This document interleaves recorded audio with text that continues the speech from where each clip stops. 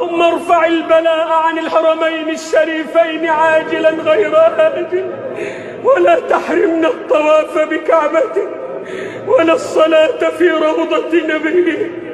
اللهم لا تحرمنا الطواف بكعبتك ولا الصلاة في روضة. اللهم لا تحرمنا الطواف بكعبتك ولا الصلاة في روضة نبيك. لا تحرمنا من الجمع والجماعات، لا تحرمنا من أداء الصلوات. اللهم لا تحرمنا من الاجتماع للصلوات. اللهم لا تحرمنا من الاجتماع للصلوات. اللهم إن نبيك علمنا أن نفزع عند الشدائد إلى الصلاة لك، فنعوذ بك أن نحرم من الصلاة لك، ونعوذ بك أن نحرم من الاجتماع في بيوتك. لا تطردنا من بيوتك يا رب، لا تطردنا من بيوتك يا رب. اللهم إنا أنخنا مطايانا ببابك ووقفنا متضرعين في رحابك، فلا تطردنا عن جنابك.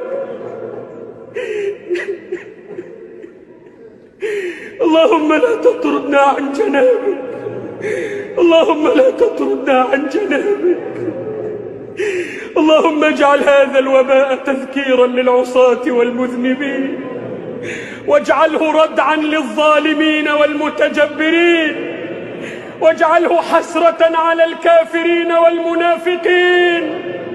اللهم وأنج المستضعفين، وفك أسر المأسورين، وارحم ضعفنا يا أرحم الراحمين. اللهم ارحمنا فإنك بنا راحم، ولا تعذبنا فأنت علينا قادر، والطف بنا فيما جرت به المقادير، إنك على كل شيء قدير.